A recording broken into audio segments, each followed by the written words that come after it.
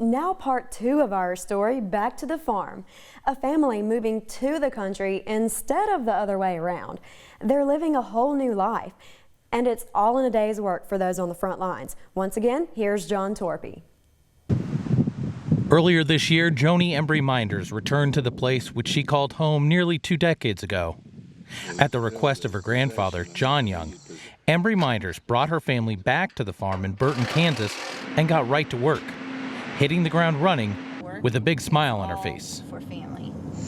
My heart is, this is home. And I'm surprised at how hard that hit me. In mid-June of 2018, wheat harvest was underway when Joni, Zach, and their children moved back to the small Kansas town of 874. Young Farms endured its share of dealing with Murphy's Law as things that could go wrong did. Mechanical problems plagued the operation during harvest. A long summer drought slowed the growth of their dryland crops. When rain finally arrived, it fell until just days before the start of harvest. The storms delivered all of Burton's annual rainfall in just 30 days. Embry Minders took all the problems in stride and embraced the steep learning curve. There's so much to learn. I've kind of put myself in a submersion program with everything I read, absolutely everything I possibly can, everything that Grandpa tells me to look at, or the guys that he listens to or reads their articles and things like that. I've tried to read everything I can get my hands on. Some of it makes sense, some of it doesn't, but I figure if I just submerge myself in the information, at some point I'll have a conversation with somebody that's going to make it all click. Copy machine, and I thought that some of Embry Minders continues to tap her grandfather's knowledge base. She relies on his years of experience to help navigate issues both on and off the farm. When I started this procedure the first of the year, I didn't know we were going to become involved in a trade war, which is making it more difficult. There's going to be problems, in any business. So I think that I'm continuing to try to transfer anything that I might have learned in my entire life to her, and she's very receptive. She's just very enthused about the entire thing, which I'm happy about. I've got a lot of personal drive, and my whys are huge for this operation, and so it makes it fun and easy. I'm interested. I want to learn more. Do you want another photo? Joni and Zach Minders' drive to move back to the farm was fueled by a longing for their children to have the same chances they had growing up.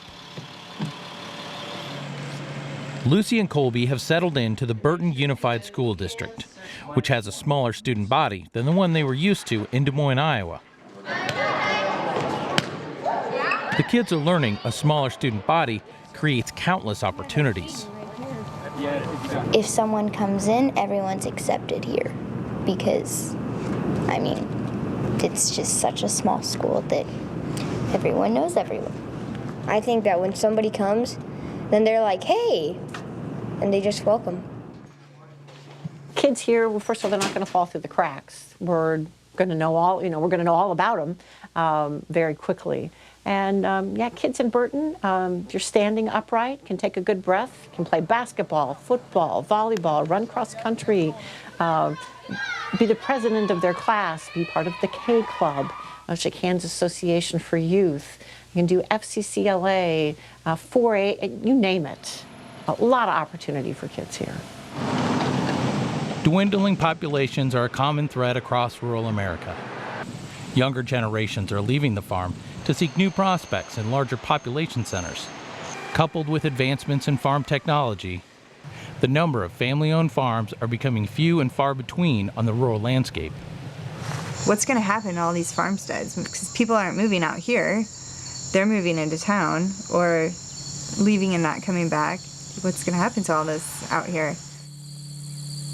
According to the U.S. Census Bureau, Burton, Kansas has lost 6% of its population since 2000, making Joni's journey back to the family farm a unique move in rural America. it's been nice because I don't get welcome home or welcome to Kansas or anything like that. What I get is, we are so glad you're here. The fact that we're coming back to continue something that's been set for a long time is, I think, appreciated in the community.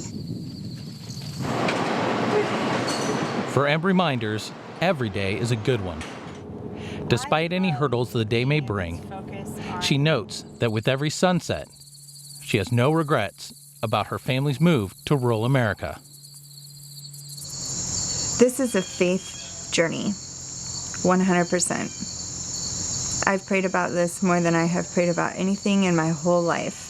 And I can tell you that there is no question in my mind that things are not going to work out. I think that it's not going to be easy, and there's going to be hurdles, there's going to be stumbling blocks, there's going to be people that let you down, there's going to be all of that, and it's all going to be okay. Well, then we need to put the new sweep in. I'll call Dad. I am closer to my grandpa now than I have been my whole life, and he's an amazing man, and I'm really honored to get to learn from him in this setting. You can tell she has a lot of respect and admiration for her grandfather. She really does. Great story.